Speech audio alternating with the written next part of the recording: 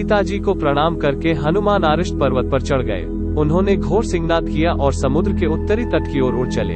अंगद, जामवंत, नल, नील आदि उनके साथी बड़ी चिंता से हनुमान की बात जोह रहे थे। हनुमान का गर्जन सुनकर वे चौंक पड़े। उन्हें लगा कि मानो दक्षिण का आकाश ही फट गया। हनुमान हवा को चीरते हुए चले आ रहे थे। बानरों ने देखा कि महाध्वनि समीप आती जा रही है।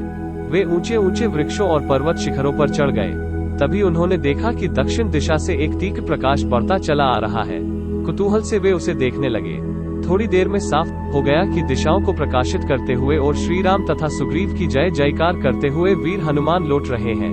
बंदर तालियां पीट पीट कर नाचने लगे। वे बार बार अपनी पूंछ को चूमते थे। कभी पेड़ पर चढ़ जाते और फिर उतर आते। हनुमान के आते ही सबने उन्हें घेर लिया। अंगद और जामवंत ने उन्हें हृदय से लगा लिया। कुछ बंदरों ने पेड़ों से फूल तोड़कर उन पर बरसाए। फिर एक जगह बैठकर हनुमान ने लंका के सब समाचार सुनाए। अंगद ने कहा, चलो अब शीघ्रता करो, बाकी हाल रास्ते में सुनते चलेंगे। सुग्रीव को शीघ्र समाचार देना है। वे किष्किंधा की ओर चल पड़े। मार्ग में हनुमान ने बताया कि रावण ऐसा वैसा बली नहीं है। उसको पराजित करने के लिए बुद्धि और बल दोनों की आवश्यकता है। हम लोगों को प्राणों की बाजी लगानी होगी। चलते चलते वे सुग्रीव के मधुबन नामक बाग में पहुंचे। सुग्रीव का मामा दधिमुख उसकी रखवाली करता था। यह बाग सुग्रीव को बहुत प्यारा था। साथियों को भूखा और थका देखकर अंगद ने आज्ञा दे दी कि भरपेट फल खाओ और मधु पियो। बंदरों ने मममाने फल खाए और भालुओं ने मधु पिया। रखवालों को उन्होंने मार पीट कर भगा दिया। दधिमुख रोता चिल्लान सुग्रीव के पास पहुंचा। उसने अंगद की शिकायत करते हुए कहा कि दक्षिण से आए हुए सब बानरों में मधुबन छजारू दिया है। सुग्रीव समझ गए कि थे राम का काम कर सीता जी का समाचार जरूर ले आए हैं, नहीं तो मधुबन उजाड़ने की तो बात ही क्या, इधर आने की भी हिम्मत न करते। उन्होंने दधिमुख से कहा, वानरों को शीघ्र मेरे पास प्रश्रवण पर्वत पर भेजो। दधिमुख द्वारा सुग्रीव की आज्ञा पाते ही बानर चल पड़े। प्रश्रवण पर्वत पर पहुंचकर सब बानरों ने सुग्रीव को प्रणाम किया।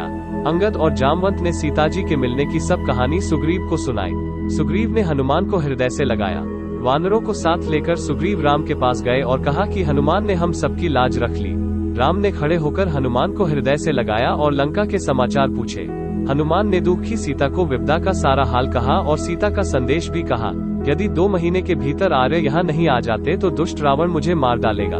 वीरबल लक्ष्मण को भी उन्होंने शुभाशीर्वाद भेजे हैं। सीता जी का दिया हुआ चूड़ामणि भी हनुमान ने राम को दिया।